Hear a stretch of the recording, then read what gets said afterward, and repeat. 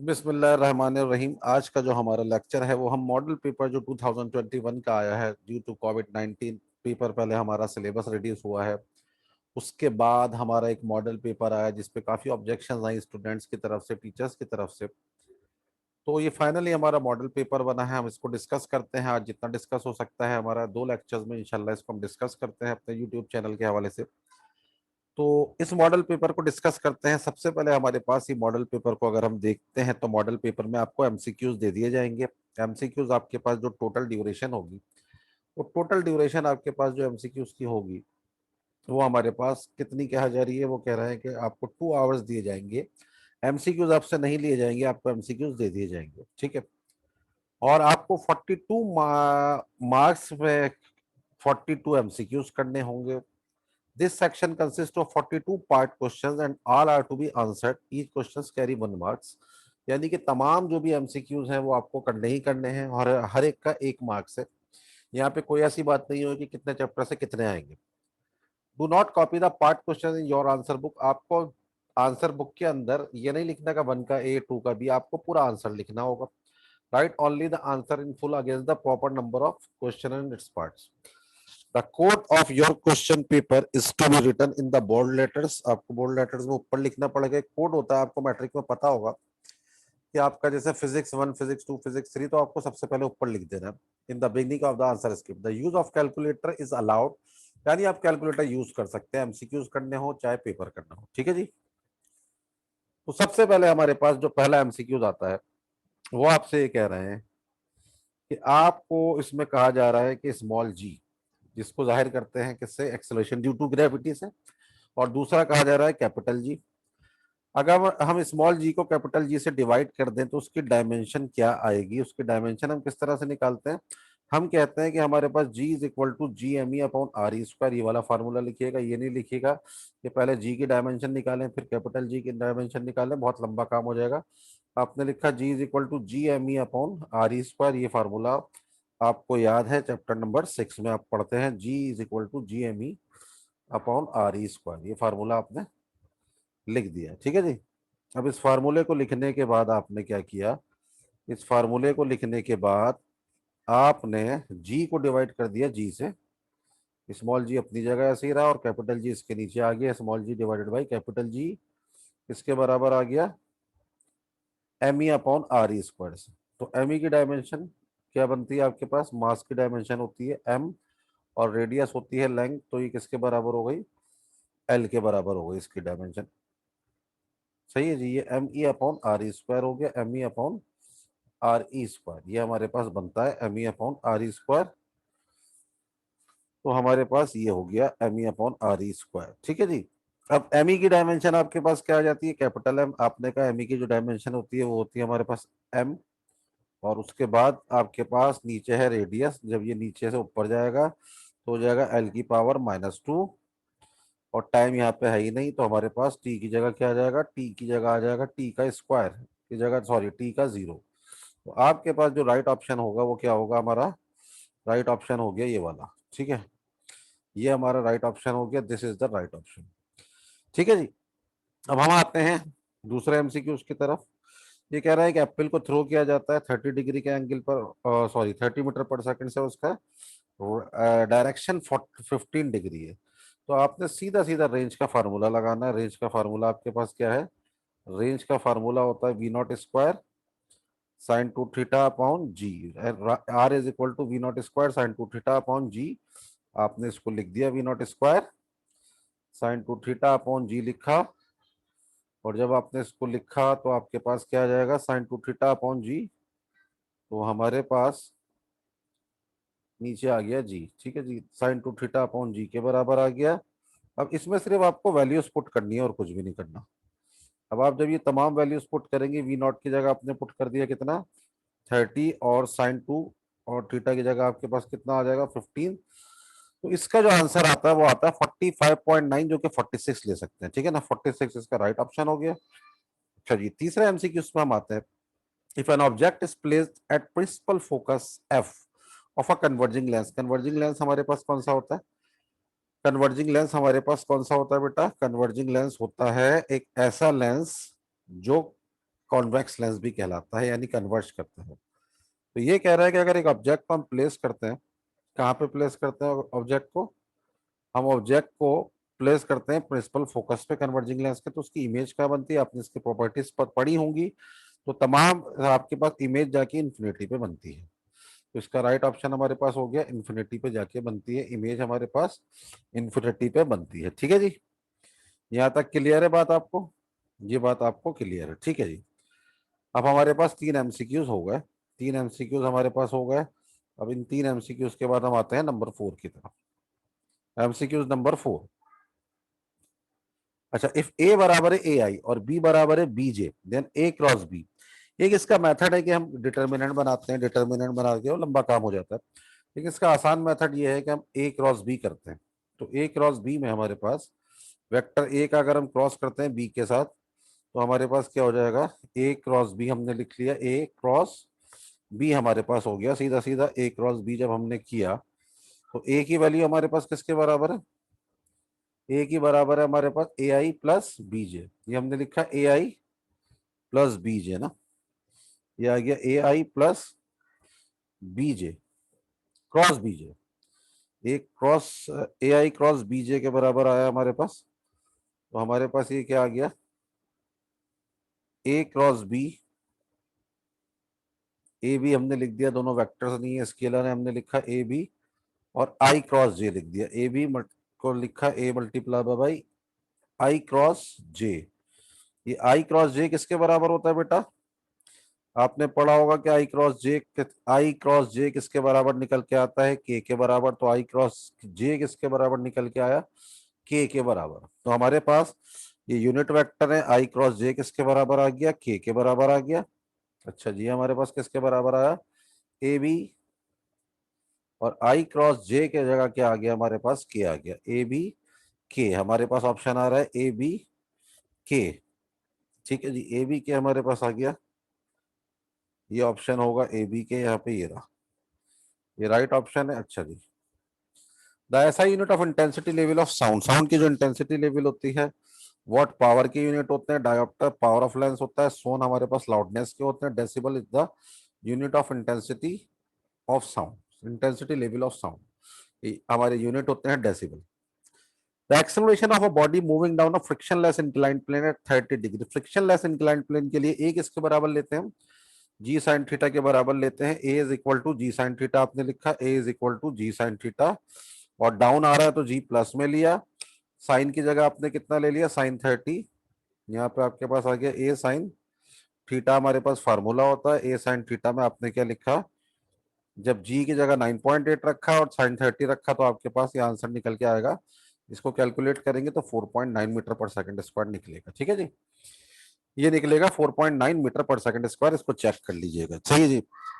अच्छा, इसके बाद हम ये कहते हैं, जो हमारा 7वां एमसीक्यू है, the horizontal range of a projectile depends upon.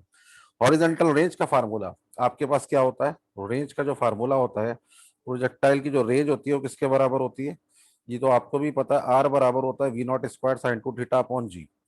V naught square sine two theta upon G के बराबर होता है, ये हमने लिख लिया, V naught square sine two theta upon G के बराबर लिख लिया।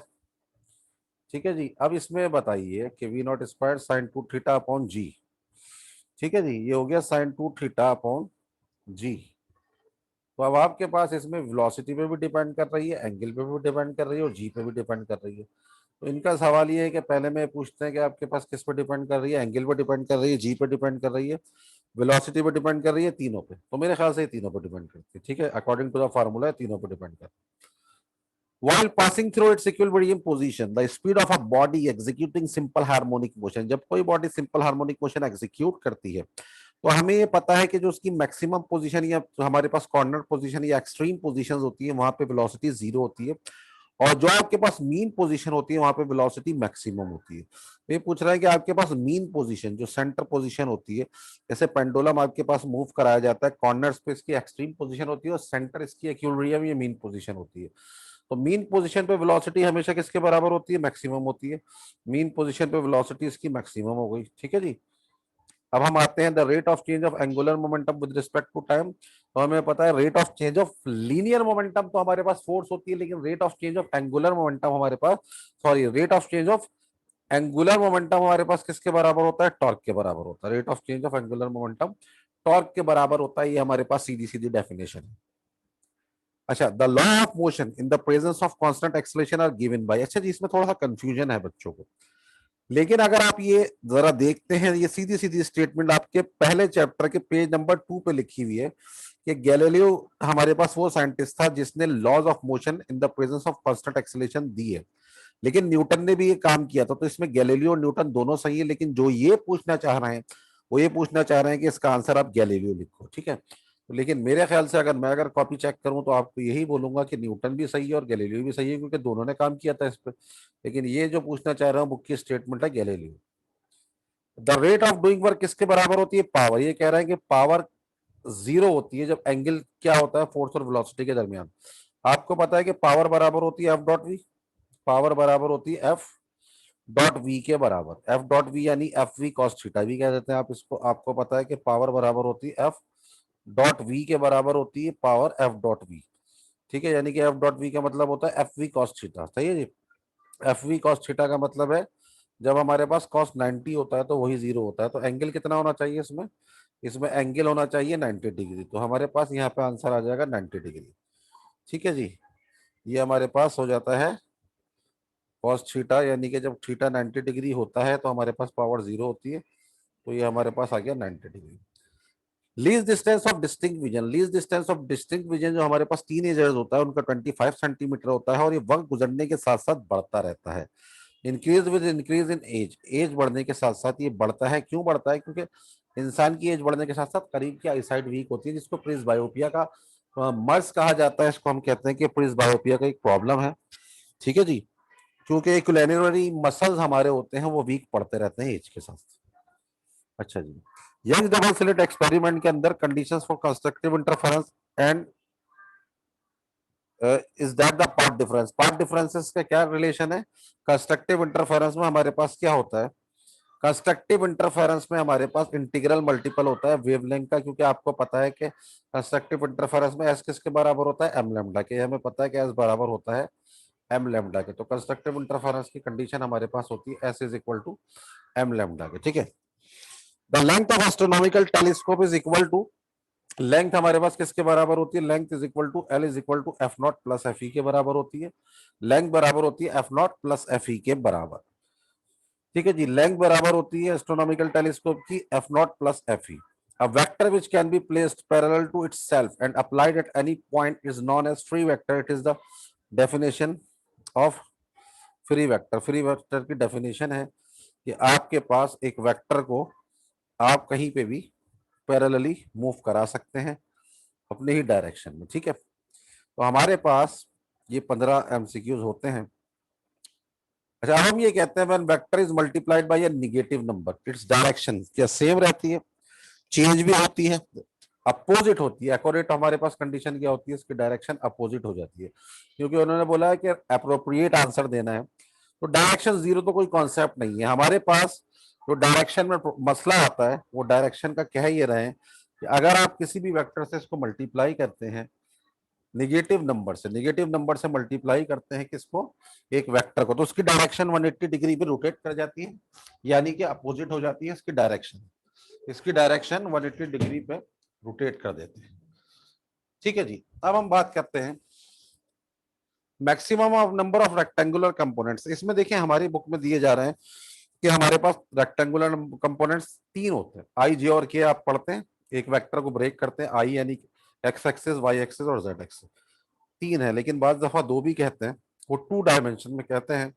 यहाँ पे हम 3 डायमेंशन में बात करते हैं। हमारी फिजिक्स जो है 3 डायमेंशन में पढ़ रहे होते हैं, तो हम कहते हैं कि 3 डायमेंशन में होते हैं, ठीक है जी। तो इसका आंसर हमारे पास क्या हो जाएगा? 3।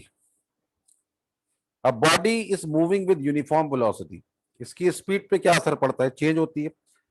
यूनिफॉर्म वेलोसिटी का मतलब है ना स्पीड चेंज होगी ना डायरेक्शन चेंज होगी। तो ये 2 ऑप्शंस तो नहीं हो सकते, ठीक है जी। एक्सेलरेशन चेंज नहीं होता, एक्सेलरेशन जीरो होता है।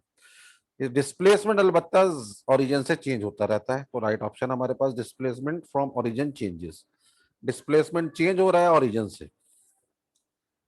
During long jump athlete runs before taking jump, by doing so he provide him a large energy. Energy किस पर डिपेंड करता है? मास पे। आपके भागने से आपका मास नहीं बढ़ रहा, आपके भागने से आपका मास कम नहीं हो रहा, ठीक है, तो एनर्शिया ना बढ़ेगा ना कम होगा। हाँ, मोमेंटम आपको वेलोसिटी बढ़ाने से मोमेंटम कम और ज्यादा होता है, तो आप भाग रहे हैं तो भागने से आपका मोमेंटम बढ़ेगा, तो हमारे पास क्या जाएगा? इंक्रीज हिज मोमेंटम, उसका मोमेंटम बढ़ जाएगा। ठीक है जी। अब हम आते हैं 20वें न्यूमेरिकल की तरफ। ये कहते हैं if the force of friction is negligible, the acceleration of two free falling object of different masses, दो डिफरेंट मासेस अगर फ्री फॉल गिरते हैं यानी ऊपर से गिरते हैं, और अगर आप फ्रिक्शन को निग्लेक्ट कर दें तो दोनों के लिए एक्सेलरेशन सेम होता है डिफरेंट होता है। हम फिजिक्स में पढ़ते हैं कि एक्सेलरेशन ड्यू टू ग्रेविटी लेते हैं, चाहे ऊपर से हाथी गिरे या चोटी, दोनों के लिए एक्सेलरेशन ड्यू टू ग्रेविटी 9.8 लिया जाता है। तो हमारे पास दोनों ऑब्जेक्ट का एक्सेलरेशन किसके बराबर होगा? दोनों ऑब्जेक्ट का एक्सेलरेशन सेम होगा, तो इसका राइट ऑप्शन हमारे पास हो जाएगा सेम। अच्छा जी, अब ये आ जाता है, ये थोड़ा सा हमारे पास सवाल है जिसको हमने रेंज और हाइट को बराबर लेके करना है। ये थोड़ा सा मैथमेटिकल सवाल है। रेंज का फार्मूला आपको पता होगा, इसमें रेंज का क्या होता है, और हाइट का फार्मूला भी पता होगा। ये कह रहे हैं कि हाइट और रेंज आपस में बराबर हो जाती है, तो वो कौन सा एंगल होता है जब हाइट और रेंज आपस में बराबर हो जाती है ना? तो हाइट का फार्मूला लिखिए, क्या होता है? हाइट का फार्मूला हो गया V naught square sine square theta upon G, V naught square sine square theta upon G, ये हो गया हमारे पास sine square theta upon 2g, sorry, sine square theta upon 2g, ये हमारे पास हो गया हाइट का फार्मूला। ये डिवाइड में आ गया 2g, ये वी नॉट स्क्वायर। अच्छा जी, अब हमारे पास रेंज किसके बराबर होती है? रेंज का जो फार्मूला होता है हमारे पास, रेंज का फार्मूला होता है V naught square sine 2 theta upon V naught square sine 2 theta upon G होता है। ठीक है जी, साइन 2 थीटा अपॉन जी आता है। ठीक है, अब हमारे पास आपने क्या करना है, इधर वी नॉट स्क्वायर दोनों तरफ जाएगा विद जी, जी को भी काटेंगे और वी नॉट स्क्वायर को भी काटेंगे, नीचे आ जाएगा जी। ठीक है जी, वी नॉट स्क्वायर दोनों कैंसिल हो गए, ये जी और जी दोनों कट गए। अच्छा, अब इसमें से आप साइन 2 थीटा को खोलिएगा 2 साइन थीटा कॉस थीटा से, इसको 2 साइन थीटा कॉस थीटा से खोलिएगा तो इसका जो आंसर निकल के आएगा ना, तो वो निकल के आएगा theta is equal to tan inverse of 4, ये निकल के आएगा। आप चेक कीजिएगा, साइन स्क्वायर थीटा कीजिएगा, 2 को क्रॉस मल्टीप्लाई कीजिएगा, ये खुलेगा 2 sine theta cos theta, sine theta से साइन थीटा कटेगा, sine theta upon cos theta बराबर हो जाएगा 10, tan theta is equal to 4, theta is equal to tan inverse of 4। अच्छा, सेंट्रीपिटल एक्सेलरेशन का सीधा सीधा फार्मूला होता है वी स्क्वायर अपॉन आर, ये भी नहीं है ये भी नहीं है। अच्छा जी, ये फार्मूला होता है A C is equal to V square upon R के बराबर, A C is equal to V square upon R हमने पढ़ा है, और v की जगह हम क्या लिख सकते हैं? R omega. आपको पता है v बराबर होता है आर ओमेगा के, जब हम यहाँ पे आर ओमेगा रखेंगे तो हो जाएगा R square omega square upon R, R square omega square upon R. ठीक है जी, ये हो गया R square omega square upon R. ठीक है जी, ये हो गया हमारे पास। अब आर से हमारा एक आर कट जाएगा, क्या आ जाएगा? रह जाएगा, आर से एक आर कट गया तो हमारे पास क्या आ गया? आर ओमेगा स्क्वायर, तो ए सी बराबर हो गया R omega square. That is the question number 22। हमारे 22 एमसीक्यूज हो गए, अभी हमें 42 एमसीक्यूज यानी कि 22 एमसीक्यू, 22 कर लिए, 20 और रह गए। अच्छा जी, अब हम आते हैं it is better to use long spanner, spanner कहते हैं पाने को, rather than a short one. ठीक है, बड़ा जो पाना होता है उसकी लेंथ बड़ी होती है, यानी कि मोमेंट आर्म बड़ा होता है। जब हम किसी नट को टाइट करने जा रहे हैं तो उसको हमें टर्निंग इफेक्ट यानी कि टॉर्क तो सेम देना है, ठीक है ना, टाइट करना है या लूज करना है। तो अब हमारे पास टॉर्क बराबर होता है एफ मल्टीप्लाई बाई डी, जब आपने डी बढ़ा दिया तो आपको कम फोर्स लगा दी, ठीक है ना। टॉर्क हमारे पास मल्टीपल होता है फोर्स और मोमेंटम का, तो हमारे पास यहाँ पे क्या कंडीशन हो गई, अगर आपको टॉर्क बढ़ाना है, ठीक है, तो या तो आप डी बढ़ा दो या एफ बढ़ा दो। अगर यहाँ पे आपने डी बढ़ा दिया तो फोर्स ऑटोमेटिकली कम चाहिए होगी आपको, आपको कम फोर्स चाहिए, ठीक है ना। Friction, less friction is present नहीं है, less tuning effect is required. Tuning effect तो हमें वही चाहिए जो है, लेकिन हमारी फोर्स हमारी रिक्वायर्ड कम हो गई। अच्छा, ये कहते हैं कि a hole is drilled through the earth along the diameter and a stone is dropped into it। अगर हम जमीन के डायमीटर के साथ डिगिंग करें और बिल्कुल सेंटर ऑफ अर्थ में चले जाएं, जहां पे acceleration due to gravity zero होती है अर्थ के कोर में, तो वहां पे आपके पास when the stone is at the centre of earth, it has centre of earth पे क्या मास होता है बॉडी के पास, या वेट होता है, या एक्सेलरेशन होती है, सेंट्रीपिटल एक्सेल फोर्स होती है। ठीक है, रिवर्स में आते हैं। सेंट्रीपिटल फोर्स तो जब होगी जब बॉडी सर्किल में घूम रही है, सेंट्रीपिटल फोर्स नहीं होगी।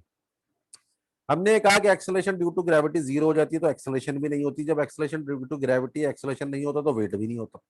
तो राइट ऑप्शन यहाँ पे हमारे पास क्या है, मास। यहाँ पे हमारे पास जो राइट ऑप्शन है वो हमारा हो गया मास, ये हमारा राइट ऑप्शन हो गया मास का। If the radius of earth were to shrink by 1% while the mass remaining same, the acceleration due to gravity on the earth surface क्या होगी।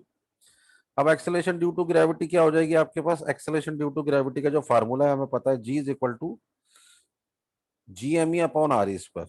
यहाँ पे हमें नजर आता है कि अगर जी तो है ही कांस्टेंट, इन्होंने कहा मास पे भी कोई फर्क नहीं आ रहा, मास ऑफ अर्थ भी कांस्टेंट है, मास ऑफ अर्थ भी कांस्टेंट है, कैपिटल जी भी कांस्टेंट है, ठीक है जी। तो आपके पास रेडियस और एक्सेलरेशन ड्यू टू ग्रेविटी का क्या रिलेशन है, एक्सेलरेशन ड्यू टू ग्रेविटी और रेडियस में क्या रिलेशन है।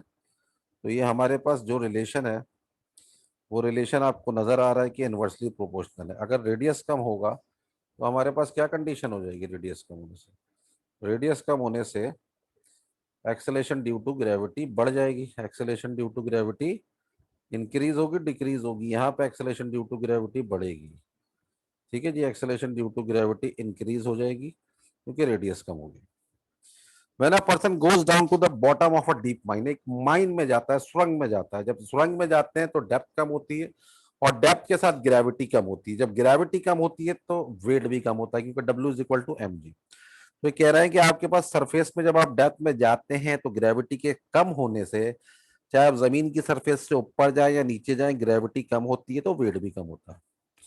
तो सिंपल इज दैट, वेट क्या हो गया इसमें, वेट हो गया डिक्रीजेस। अच्छा, अब ये कहते हैं if the mass of the earth becomes 4 time, इसी फार्मूले से देखें, देखिए कैपिटल जी भी सेम है और रेडियस सेम रहता है, मास 4 टाइम्स हो जाएगा तो जी पे क्या असर पड़ेगा, ये भी 4 गुना बढ़ जाएगा, जी भी आपका 4 टाइम्स इंक्रीज कर जाएगा। यहाँ पे हमारे हो गए 27। अच्छा, now 28, when a car accelerates up, ऊपर भी जा रही है कार और एक्सेलरेट्स भी कर रही है, यानी वेलोसिटी भी बढ़ रही है और हाइट भी बढ़ रही है। हाइट के बढ़ने से पोटेंशियल एनर्जी बढ़ती है और वेलोसिटी के बढ़ने से काइनेटिक एनर्जी बढ़ती है, तो दोनों चीजें बढ़ेंगी यहाँ पे। तो यहाँ पे क्या कहा जा रहा है, both of potential energy and kinetic energy में loss of both potential and kinetic नहीं, लॉस नहीं हो रहा, gain of both potential and kinetic energy दोनों में गेन होता हुआ नजर आ रहा है, दोनों में हमें नजर आ रहा है कि गेन हो रहा है, ठीक है जी। ये कह रहा है गेन ऑफ पोटेंशियल एनर्जी नहीं, दोनों में ही गेन है यहाँ पे, सीधी सीधी बात ये। अभी आपने देखा था power is a dot product of force and velocity, और जो डॉट प्रोडक्ट होता है वो एक स्केलर क्वांटिटी होती है। आपको ये पता है work energy equation is simply the law of conservation of energy. Work energy equation हमारे पास law of conservation of mass नहीं है, law of conservation of linear momentum नहीं है, law of conservation of momentum नहीं है, तो law of conservation of energy हो गया। अच्छा जी, ये कहते हैं कि एक पेंडुलम है जो मेटल बॉब का, विच इज निगेटिवली चार्ज, जिसपे निगेटिव चार्ज लगा हुआ है, ठीक है ना। एक पेंडुलम आपके पास निगेटिव चार्ज लगा हुआ है, उस पर पेंडुलम के पास है निगेटिवली चार्ज, ये पेंडुलम आप यहाँ पे हैंग करा दें बेटा इसको, आपने कहा कि निगेटिव चार्ज हो गया, ठीक है, इस पे निगेटिव चार्ज थे, ठीक है। अच्छा, ये एमसीक्यू थोड़ा सा मैं समझता हूँ नहीं देना चाहिए था, चैप्टर 12 यानी कि सेकंड ईयर से ताल्लुक है। अच्छा, अब ये कहते हैं इसको एक ऐसे बॉब के ऊपर घुमाया जा रहा है, ऑसिलेट कराया जा रहा है जो कि पॉजिटिवली चार्ज है, एक ऐसा बॉब है जो कि पॉजिटिवली चार्ज है, इस पे पॉजिटिव चार्ज हुआ है, तो यहाँ पे अट्रैक्शन बढ़ जाएगी आपकी जमीन के सेंटर की तरफ, यानी नीचे की तरफ अट्रैक्शन बढ़ेगी। यानी कि आप ये कह रहे हैं कि आपका वेट अगर बढ़ गया यहाँ पे, इसका एक तरह से ग्रेविटी इसके लिए बढ़ गई। जब ग्रेविटी इसके लिए बढ़ गई तो टाइम पीरियड क्या होता है? टाइम पीरियड ग्रेविटी से क्या करता है? डायरेक्टली होता है, ये इनवर्सली होता है। T is equal to 2 pi root L upon G आप पढ़ते हैं। T is equal to 2 pi root L upon G हम पढ़ते हैं। ये फार्मूला हम पढ़ते हैं, T is equal to 2 pi root L upon G. ठीक है जी, हम ये कहते हैं कि ग्रेविटी से इनवर्सली प्रोपोर्शनल होता है। जब ग्रेविटी से ये इनवर्सली प्रोपोर्शनल होता है तो ग्रेविटी बढ़ने से क्या होगा? टाइम पीरियड कम हो जाएगा, इसका टाइम पीरियड डिक्रीज कर जाएगा। आई थिंक सो इसका टाइम पीरियड डिक्रीज कर जाएगा।